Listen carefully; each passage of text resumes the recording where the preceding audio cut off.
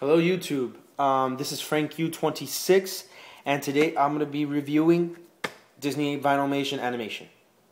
I got into these about 2 years ago and ever since I've been hooked. These things are extremely addictive. There have been several series, there's some exclusive to the parks, they're holiday ones, now there's one for movies, this is pretty much a movie one in the animation. These all, as you can see here, the lineup is entirely based off Disney movies.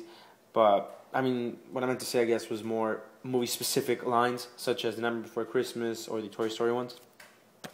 This is the animation one, and it pretty much pays tribute to some of the more iconic characters in the Disney animation movies. Let's start off with the box. I think the box is probably one of the best boxes out of all the animation sets out. Out of all of animation sets out there. I love the attention to detail on it. It has a lot of the characters that you will be getting in the series, such as, right here, you can see right off the bat. I don't know if that's very clear to you. Right there, you see Alice. She is #1 in the series. You get Simba, which is the combo topper. You can see Marie right there. Aladdin. The Beast, which is actually the 9-inch. Yeah, it's pretty. Aside from that, it's a pretty straightforward pop box. You open it on the top, and you get your vinyl. For those who are new to this, these are randomly packaged, so you don't know what you get. It's called the blind box, and for this one in particular, I happen to get Pinocchio. He is probably my favorite one in the set. Pinocchio is probably it's probably, if not for sure, one of my favorite animated movies of all time. This is Pinocchio as a donkey.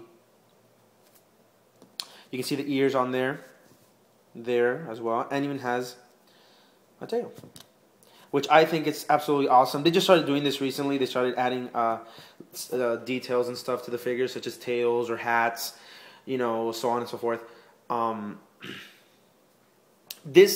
This is probably one of my favorites out of this whole line, because he really does look like Pinocchio. I understand that it's sometimes hard to translate some of these characters onto a Mickey Mouse silhouette, because as you can see, this is Mickey Mouse. For those, once again, for those who don't know, all these figures are drawn or painted on whatever to a blank canvas that's pretty much Mickey silhouetted. It's Mickey silhouette. You can actually go out and buy the blank one so you can make your own, but pretty much this is what they do. They get a blank one and they slap on the artwork on this. This is what you get. And this one, I think, came out extremely well. He really does look like Pinocchio. He doesn't look kind of strange or odd, because some characters tend to look odd, especially the human characters. I'll be showing you later on what I mean by that in a future review. He has great detail. The color is amazing on this figure. It's spot on. You have the little feather. Everything is on here. It's very, very well done. Then you get the artist on here.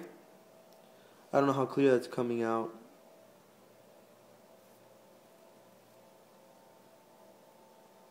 That's Thomas Scott. He pretty much did the entire animation series 1. And they always come with a artist card.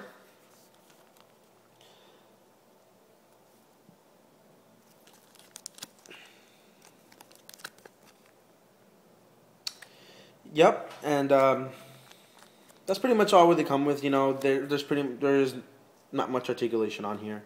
The hands go up and down, and the head goes around 360. Now, the reason I don't really want to, move them around too much is because I am not trashing the Vinylmations in any way, shape, or form, but they tend to sometimes be a little weak. If you spin the head a little bit, maybe the wrong way or something, the head just bobbles. And nobody really likes that because it feels odd. Sometimes the arms might pop off. Especially, it started happening in this particular line, and now it's happening in all of them. It's happening also with the Star Wars. The arms are not being properly pegged into the torso for some reason. So you're getting like, I don't know if you can, maybe you probably won't be able to see here, but it tends to show. And I've had several of the ones before this, and they were perfectly fine. But hey, I guess Disney kind of needs to work on their product control, quality control. I'm sorry.